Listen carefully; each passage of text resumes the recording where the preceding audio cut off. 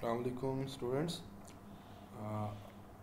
आज हम next lecture जो है, जो टॉपिक हमने कल बीच में हमने छोड़ा था उसी को आगे कंटिन्यू करते हैं। हम बात कर रहे थे कोई प्रोग्रामिंग की, और हमने फॉर्म और उसे कुछ प्रॉपर्टीज़, ऑटो जनरेटेड कोड और इन चीज़ों को जो है वो हमने डिस्कस किया था। वही एग्जांपल ही मैं कंटिन्यू कर रहा हूँ जो हमने कल भी डिस्कस की थी।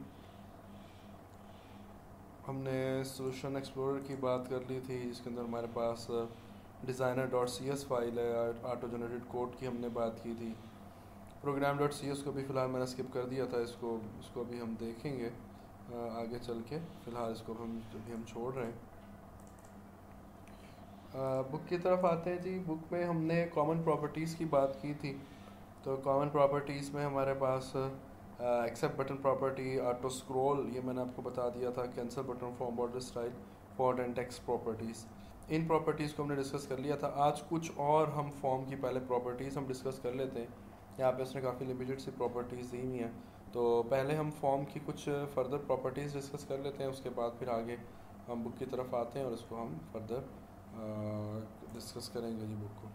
तो फॉर्म की प्रॉपर्टी, उससे पहले तो आप फॉर्म को सेलेक्ट कर लें और उसके बाद आप प्रॉपर्टी विंडो में आ जाएँ तो हमारे पास ये डिफरेंट प्रॉपर्टीज़ आ रही हैं। प्रॉपर्टीज़ तो काफ़ी सारी हैं, सारी मैं आपको करवाऊंगा भी नहीं और सारी की शायद हमें ज़रूरत भी ना पड़े।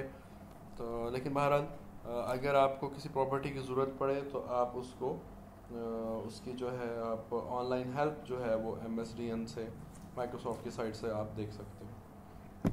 तो इसमें जो प्रॉपर्टीज़ हमने आज हम देखने लगे हैं, एक तो एक्सेप्ट बटन प्रॉपर्टी हमने कल कर ली थी। एक्सेसिबल डिस्क्रिप्शन और एक्सेसिबल नेम है कि अगर कोई और हमारे इस कंपोनेंट को या हमारे कंट्रोल को अगर यूज़ करना चाह रहा है तो उसके लिए हम ये डिस्क्रिप्शन और नेम जो है ये हम स्ट्रिंग फॉर्मेट के अंदर जो है वो हम रख लेते हैं। अलाउ ड्रॉप है कि आप क्या फॉर्म के ऊपर रन टाइम के ऊपर आप उसके ऊपर कुछ चीज़ों को ड्रॉप करना चाह रहे हैं या नहीं। जैसे अगर आपको मैं जीमेल की एग्जांपल दूं, तो अगर आप कोई भी फाइल ड्रैग करके अगर आप उसके कंपोज वाले एरिया में अगर आप डालें तो वो उसको अटैचमेंट कर देता है। तो ये बेसिकली ये वही अलाउ ड्रॉप है।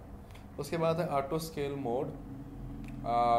मोडिंग के लिए आप कौन सा स्केल यूज़ करेंगे, DPI है, फॉन्ट है, तो आप इसमें से कौन सा आप यूज़ करेंगे। तो बाय डिफ़ॉल्ट जो है उसके अंदर आपका फॉन्ट यूज़ हो रहा होता है। फिर ऑटो स्क्रॉल है। ऑटो स्क्रॉल की प्रॉपर्टी ये है कि अगर आपका कोई भी कंट्रोल वो फॉर्म के एरिया से बाहर निकल रहा है तो वो फॉर्म का साइज़ ऑटोमेटिकली जो है वो एडजस्ट कर देगा, लेकिन ये एडजस्ट करेगा रन टाइम के ऊपर। ठीक है। Auto scroll auto scroll false है, बाय डिफ़ॉल्ट ये फॉल्स होता है। अगर मैं अभी अपनी एप्लीकेशन को रन करूँगा तो ये जो बटन हमें हाफ नज़र आ रहा है ये हमें रन टाइम पर भी हाफ ही नज़र आए। नहीं, ये इसकी प्रॉपर्टी हमने ऑटो साइज ट्रू है। ठीक है, ऑटो स्क्रॉल नहीं, ऑटो साइज है। ऑटो साइज इसका ट्रू है तो ये रन टाइम पर उसको ऑटोमेटिकली एडजस्ट कर देगा और ये ग्रो ओनली है, ग्रो ओनली। ऑटो स्क्रॉल में तो ये था कि स्क्रॉल बार जो है वो आ जाती हैं, ये हमने कल कर ली थी। स्क्रॉल बार ऐड हो जाएंगी तो ये ऑटो स्क्रॉल है। और अगर ये फॉल्स है तो फिर आगे आ जाता है ऑटो साइज़।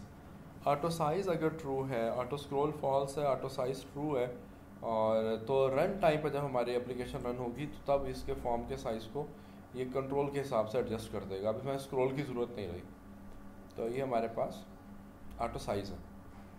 और ऑटो साइज़ के साथ जो है वो ग्रो ओनली की वो बात कर रहा है कि साइज़ मोड है ग्रो ओनली, कि मतलब फॉर्म का साइज़ जो है वो एक्सपेंड होगा, कम नहीं होगा। फिर इस ऑटो स्क्रॉल मार्जिनस हैं और मिन साइज़ है। मार्जिनस क्या होंगे कि जो स्क्रॉल बार लगेगी वो और जो आपके कंट्रोल्स हैं उनके दरमियान में कितना गैप होगा, वो हमारे पास ऑटो स्क्रॉल मार्जिन से हम उसको डिफ़ाइन करेंगे।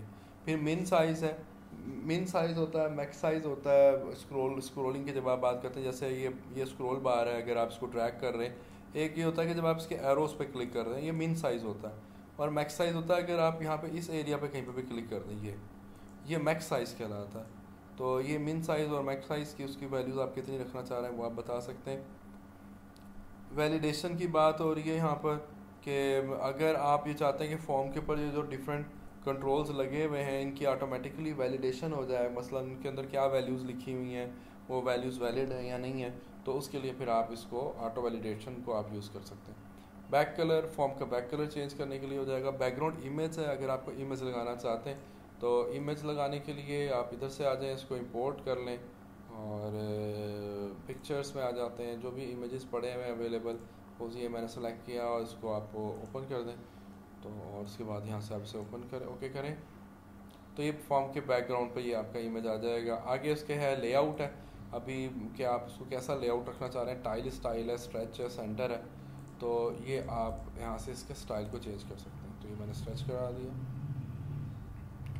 और बैकग्राउंड इमेज ख़त्म करना चाह रहे हैं तो सेलेक्ट करें, यहाँ से इधर आएँ, उसको नन कर दें और इसको ओके कर दें।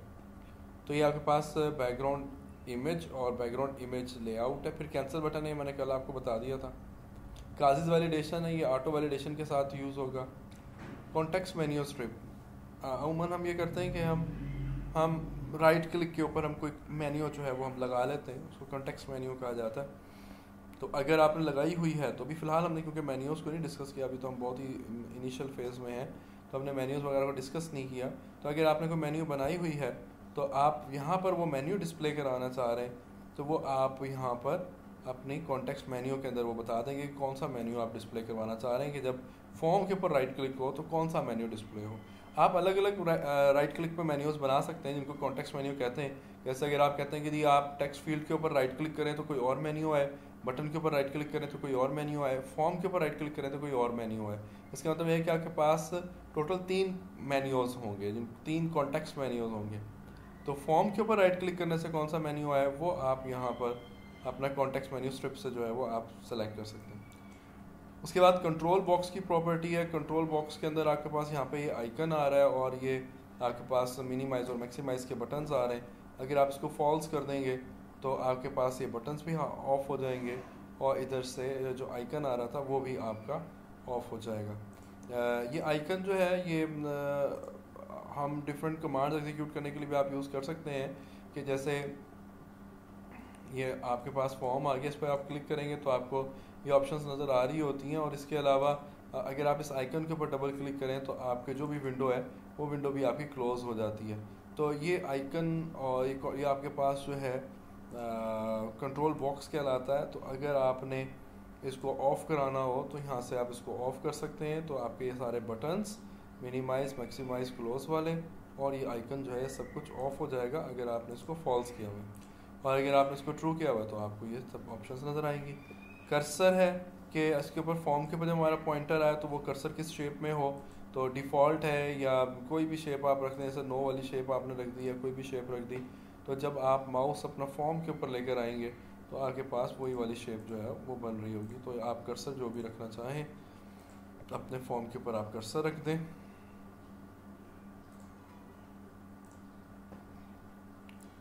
फिर डबल बफर्ड की आपके पास एक प्रॉपर्टी आ रही है।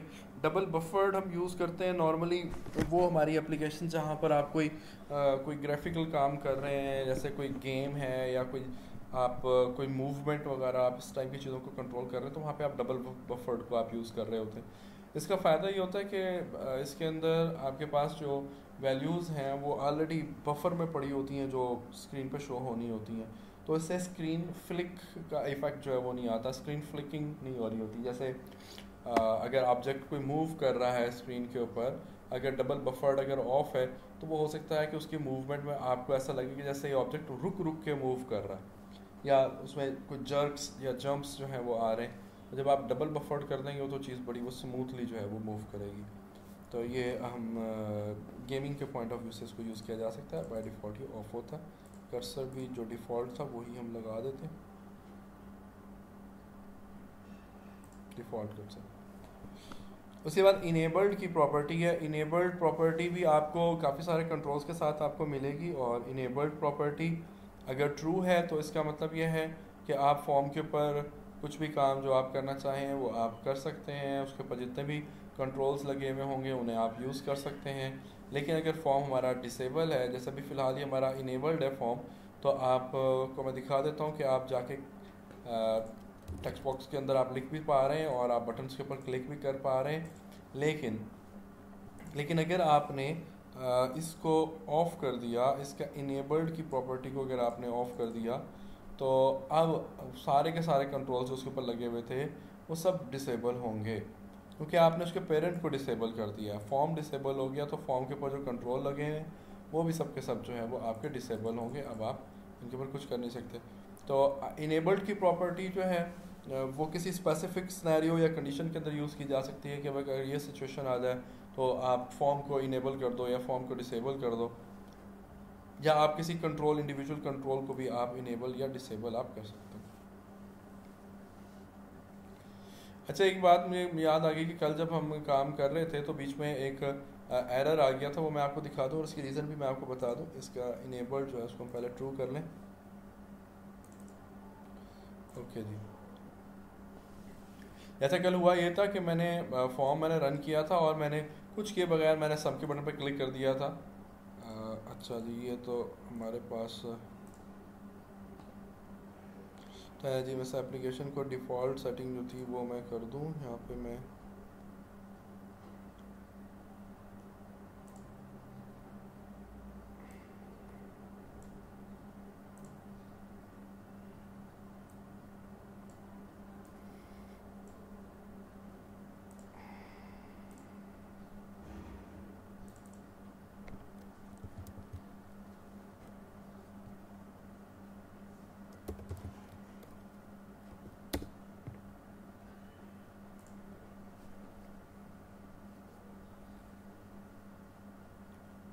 जी, तो कल मैंने यहाँ पे कुछ भी लिखे बगैर मैंने इस बटन के ऊपर क्लिक किया था, तो इस तरह से एक्सेप्शन जो है वो रेज हो गई थी। तो एक्सेप्शन क्या है, क्यों आ रही है, कल हमने इसके मुताबिक बात नहीं की थी, तो आज मैं आपको जो है वो बता देता हूँ।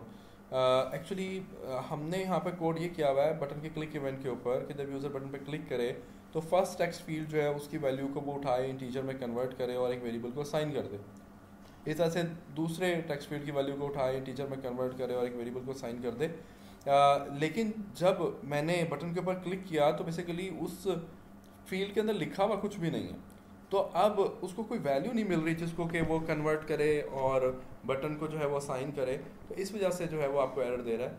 या अगर आप यहाँ पर कोई नॉन न्यूमेरिक वैल्यू, जैसे फॉर एग्जांपल आपने जो है वो एक कोई स्ट्रिंग जो है वो यहाँ पर लिख दिया, अब आप क्लिक करेंगे तो भी आपको जो है ये एरर मिलेगा।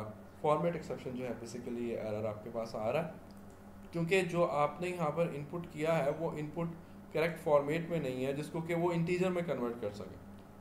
ठीक है, अगर आप इंटीजर देंगे यानी कि कोई आपके पास एक ऐसे वैल्यू देंगे कि जिसको इंटीजर में कन्वर्ट किया जा सकता है, तो फिर कोई इशू नहीं है, फिर आपको वो एरर नहीं देगा और आपका टास्क जो परफॉर्म हो जाएगा। लेकिन अगर आपने कोई नॉन न्यूमेरिक वैल्यू दे दी, नॉन इंटीजर वैल्यू दे दी, या आपने एम्प्टी छोड़ दिया, आपने कोई कैरेक्टर वगैरह आपने इनपुट कर दिया, तो ऑब्वियसली वो उसको टीचर में कन्वर्ट नहीं कर पाएगा और फिर तब वो वहाँ पर आपके पास रन टाइम पर एक्सेप्शन आ जाएगी।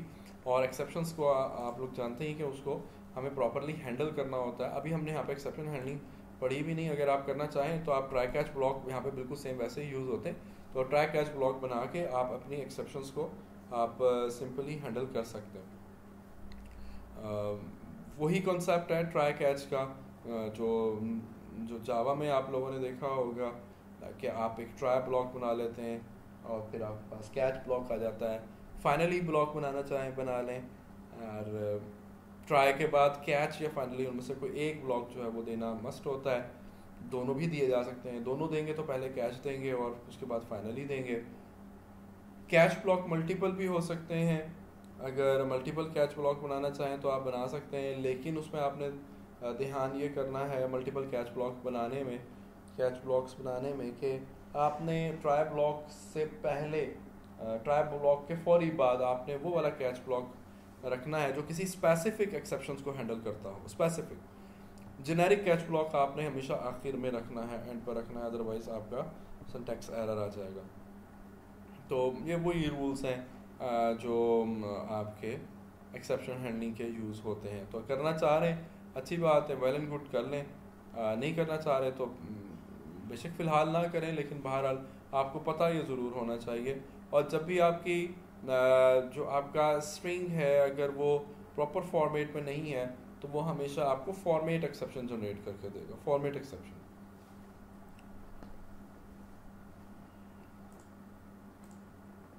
जी, तो हम बात कर रहे थे इनेबल्ड हो गया।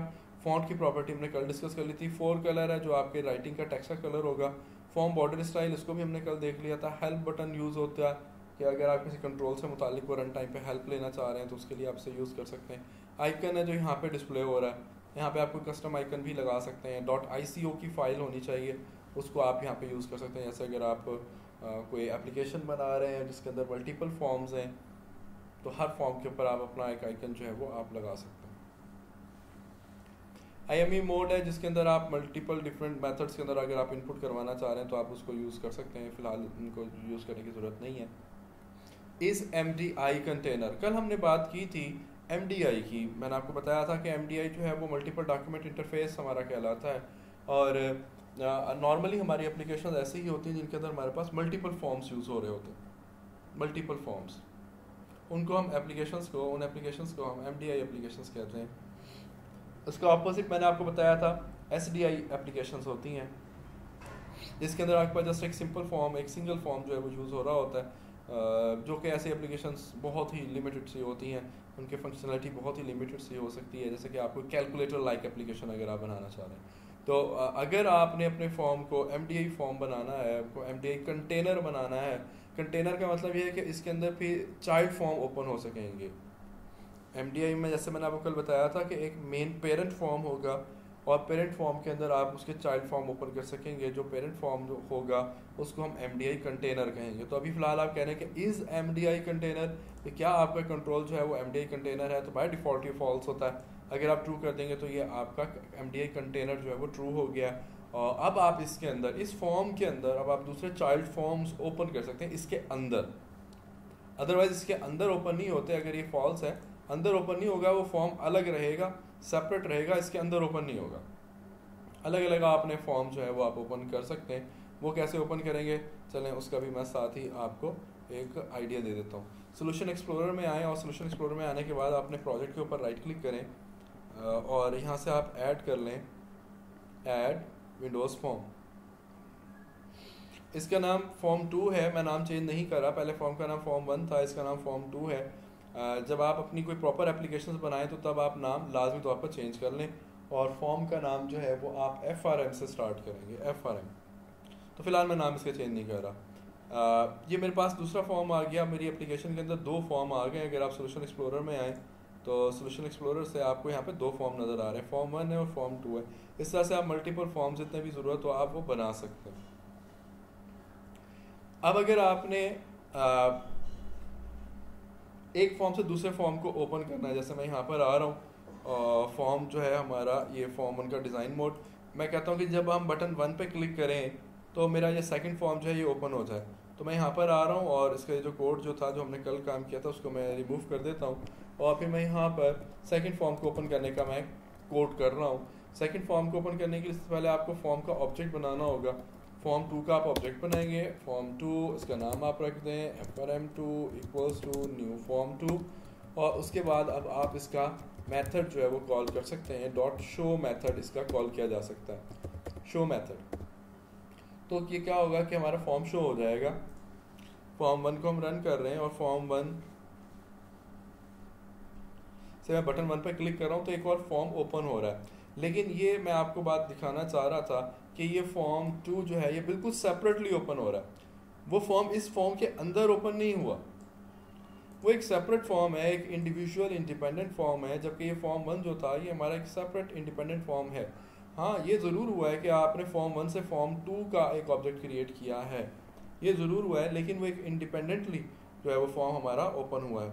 और अगर आप फर्दर क्लिक करते रहेंगे तो फॉर्म 2 के फर्दर ऑब्जेक्ट्स भी बनते रहेंगे, क्योंकि हमने अभी इसको कंट्रोल नहीं किया कि एक ज़्यादा ऑब्जेक्ट्स ना बने। आप कर सकते हैं। तो फिलहाल मैं आपको ये बताना चाह रहा हूँ कि जितने भी फॉर्म हैं हमारे वो इंडिपेंडेंटली ओपन हो रहे हैं। लेकिन अगर आप अपने फॉर्म की प्रॉपर्टी को इज़ MDI कंटेनर कर देते हैं, इज़ MDI कंटेनर, तो जो इसके चाइल्ड फॉर्म होंगे वो फिर इसके अंदर ओपन होंगे, इससे बाहर ओपन नहीं होंगे। ठीक है, वो कैसे होगा वो मैं आपको आगे चल के बताऊंगा। अभी फ़िलहाल क्योंकि प्रॉपर्टी आ रही है तो हमने इस प्रॉपर्टी को डिस्कस कर लिया, क्योंकि हमने ये काम करना है इसलिए मैंने आपको एक ओवरव्यू दे दिया। तो वो हम MDI एप्लीकेशंस हम बनाएंगे जिसके अंदर मैनुअल्स वगैरह होंगे, हमारे सारा कुछ होगा, तो इसलिए मैंने आपको एक ओवरव्यू सा मैंने आपको दे दिया। उसके बाद लैंग्वेज की प्रॉपर्टी आ रही है कि आप लैंग्वेज जो है वो आप क्या रखेंगे। आप कोई भी लैंग्वेज रख सकते हैं, लोकलाइज किया जा सकता है। डिफ़ॉल्ट लैंग्वेज में तो इंग्लिश यूज़ हो रही है हमारी। लोकलाइजेबल क्या होता है कि अगर आपकी एप्लीकेशन जो है वो डिफरेंट लैंग्वेजेस में चलनी है, जैसे आपने कोई ऐप बनाई है और वो ऐप जो है वो डिफरेंट कंट्रीज़ के अंदर ओपन होगी, तो आप ये चाहते हैं कि जब ये ऐप फॉर एग्जांपल पाकिस्तान में ओपन हो तो वहाँ पे उर्दू में वो ऐप चले, अगर ये ऐप UK में ओपन हो तो वो इंग्लिश में चले, फ्रांस में ओपन हो तो फ्रेंच लैंग्वेज वहाँ पे लिखी आ रही है, तो वो लोकलाइजेबल कहलाता है। तो उसको आप अपनी ऐप्स को लोकलाइज कर सकते हैं। लोकेशन की प्रॉपर्टी आ रही है कि फॉर्म जब आपका ओपन हो तो वो किस लोकेशन से ओपन हो। लोकेशन आप यहाँ पे कोई भी सेट कर दें, जैसे फॉर एग्जांपल मैं इसकी लोकेशन कर रहा हूँ 10 मतलब 10 X एक्सिस की वैल्यू और 10 Y एक्सिस की वैल्यू है, उसको आप रन करें। लेकिन अभी फ़िलहाल हमारा जो फॉर्म जो है ये यहाँ पे ओपन हुआ है। ज़रा थोड़ी सी इसकी पोजीशन को ज़रा ध्यान में रखें कि ऊपर से टॉप से और लेफ़्ट से कितनी स्पेस है। और दोबारा मैं एप्लीकेशन को रन करता हूँ।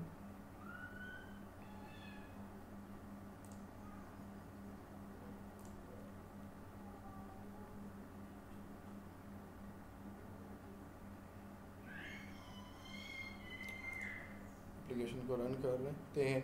अब इसकी लोकेशन जो है ना चेंज हो गई है। वैसे तो मैंने X और Y की वैल्यू उसकी लोकेशन की 10 रखी थी, लेकिन अब ये उस लोकेशन पे फॉर्म हमारा नहीं रन हुआ, इस लोकेशन पे पहले हो रहा था। तो वो हर दफ़ा जब आप अपनी एप्लीकेशन को रन कर रहे हैं तो वो ऑलमोस्ट एक नई लोकेशन पे हमारे फॉर्म को जो है वो डिस्प्ले कर रहा है। अगर आप चाहते हैं कि कंटिन्यूसली एक ही लोकेशन पर आपका फॉर्म जो है वो डिस्प्ले होता रहे, तो उसके लिए आप काम क्या करेंगे कि आप अपने फॉर्म को सेलेक्ट करें और सेलेक्ट करने के बाद एक तो लोकेशन डिफ़ाइन कर दें, लेकिन खाली लोकेशन डिफ़ाइन करना सफिशिएंट नहीं है, इसके साथ साथ आपको उसकी स्टार्ट पोजीशन जो है वो आपको बतानी होगी। स्टार्ट पोजीशन की प्रॉपर्टी है, इस पर आप आ जाएं और विंडोज़ डिफ़ॉल्ट लोकेशन की जगह आप इसको मैनुअल कर दें, मैनुअल। और अब आपने 10 किया हुआ है, तो अब ये आपका फॉर्म हमेशा X एक्सिस की वैल्यू 10 और Y एक्सिस की वैल्यू 10 पर ही आपका फॉर्म हमेशा डिस्प्ले होगा। ये इसके 10 की लोकेशन की वैल्यू है। इस लोकेशन को ज़रा ध्यान में रख लें। अब आप अपनी एप्लीकेशन जितनी दफ़ा भी चलाएंगे तो वो हमेशा एग्जैक्टली इसी लोकेशन पर आपका फॉर्म डिस्प्ले होगा। तो लोकेशन अगर आप अपने फॉर्म की सेट करना चाह रहे हैं डिफ़ॉल्ट लोकेशन, तो वो खाली लोकेशन से उसकी लोकेशन सेट नहीं होगी, बल्कि आपको स्टार्ट पोजीशन को भी चेंज करना होगा।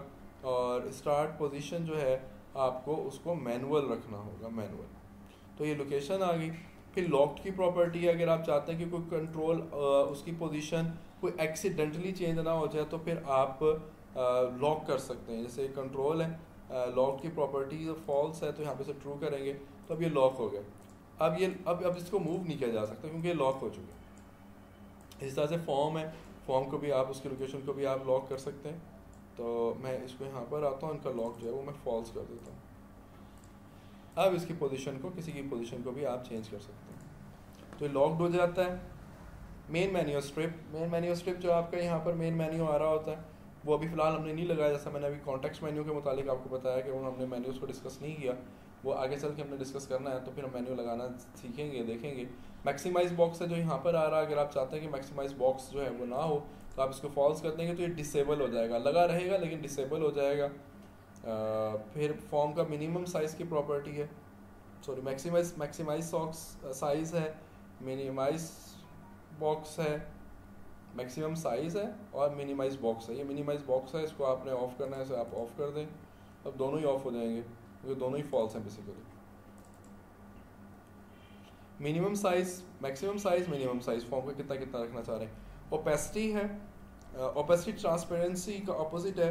अगर आप ओपेसिटी बढ़ाएंगे तो ट्रांसपेरेंसी जो है, ओपेसिटी कम करेंगे तो ट्रांसपेरेंसी बढ़ती जाएगी। जैसे ओपेसिटी 100% है तो ट्रांसपेरेंसी 0% होगी। अगर आप ओपेसिटी को फॉर एग्जांपल 50% कर देंगे तो ट्रांसपेरेंसी 50% हो जाएगी। तो ये आपका फॉर्म जब आपका रन टाइम पर जब आप देखेंगे तो आपका फॉर्म 50% ट्रांसपेरेंट हो चुका होगा। तो ये हमारा फॉर्म है 50% ट्रांसपेरेंट है। आप इस फॉर्म के बैक पे भी चीज़ों को देख सकते हैं। पैडिंग जो है वो बॉर्डर और जो कंट्रोल्स हैं उनके दरमियान गैप को आप कहते हैं पैडिंग। फिर है राइट टू लेफ़्ट, अगर आप जैसे उर्दू में लैंग्वेज में काम करना चाह रहे हैं तो आप राइट टू लेफ़्ट आप उसकी ओरिएंटेशन को आप रख सकते हैं। फिर है शो आइकन, कि आइकन अगर आपने अकेला आइकन अगर आपने ख़त्म कराना तो आप शो आइकन की प्रॉपर्टी को आप फॉल्स कर देंगे तो आइकन ऑफ हो जाएगा, बाकी ये वाले कंट्रोल्स रहेंगे। शो इन टास्क बार की प्रॉपर्टी है कि अगर आपका फॉर्म आप क्या चाहते हैं कि टास्क बार में रन टाइम पर शो हो या ना हो। जैसे जब आप अपनी एप्लीकेशन को रन करते हैं, ये तो विजुअल स्टूडियो का बटन आ रहा है हमारे पास, अगर आप अपनी एप्लीकेशन को रन करते हैं तो ये नीचे आपको टास्क बार के अंदर ये यहाँ पर आपको फॉर्म भी नज़र आ रहा है, शो इन टास्क बार। लेकिन अगर आप शो इन टास्क बार को अगर आप ऑफ कर देते हैं तो फॉर्म जब आपका रन होगा तो वो टास्क बार में आपको शो नहीं हो रहा होगा। ये फॉर्म आपका रनिंग मोड में आ गया लेकिन टास्क बार में शो नहीं हो रहा क्योंकि हमने इसका शो इन टास्क बार जो है वो ऑफ किया हुआ है। ओपेसिटी मैं इसकी वापस 100% कर देता हूँ ताकि ट्रांसपेरेंसी जो है वो 0 हो जाए। साइज़ है, जब आप जितना भी रखना चाहें आप ड्रैग एंड ड्रॉप से भी कर सकते हैं, यहाँ पे लिख के भी कर सकते हैं। साइज़ ग्रिप स्टाइल, जब आप अपनी एप्लीकेशन को रन टाइम पे जब आप उसको साइज़ को कम ज़्यादा कर रहे होते हैं तो उसका ग्रिप स्टाइल जो है वो क्या होगा। स्टार्ट पोजीशन मैनुअल, या आप विंडोज़ डिफ़ॉल्ट कर सकते हैं, विंडो डिफ़ॉल्ट लोकेशन। टेक्स्ट में हमने कल देख लिया था टॉप मोस्ट कि क्या आपका ये फॉर्म हमेशा टॉप पे रहेगा, मल्टीपल फॉर्म्स अगर ओपन है तो अगर आप ट्रू कर देंगे तो ये हमेशा टॉप पे रहेगा। और लास्ट प्रॉपर्टी हम कर रहे हैं यहाँ से वो है विंडो स्टेट प्रॉपर्टी। नॉर्मल है या आप उसको मिनिमाइज या मैक्सिमाइज कर सकते हैं।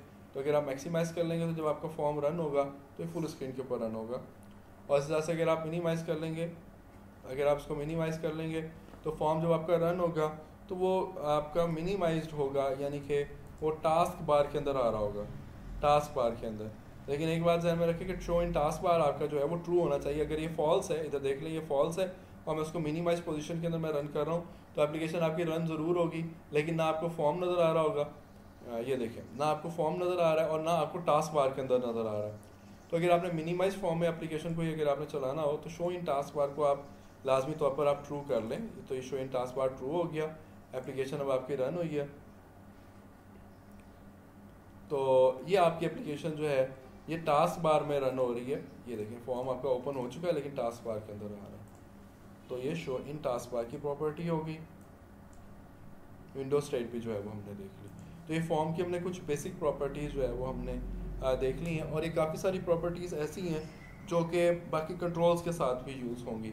जैसे अगर आप टेक्स्ट फील्ड की बात कर लेते हैं तो टेक्स्ट फील्ड में आप इसका बैकग्राउंड कलर, बैक कलर वगैरह की प्रॉपर्टी आ रही है, फ़ॉन्ट की प्रॉपर्टी आ रही है, लॉक की प्रॉपर्टी है, मार्जिनस हैं, ये सारी काफ़ी सारी प्रॉपर्टीज़ जो हैं वो यहाँ पर वही वाली सेम रिपीट हो रही हैं। हाँ, इसकी कुछ अपनी स्पेसिफिक प्रॉपर्टीज़ भी डेफिनेटली हैं, वो हम आगे चलेंगे तो हम डिस्कस करते जाएंगे।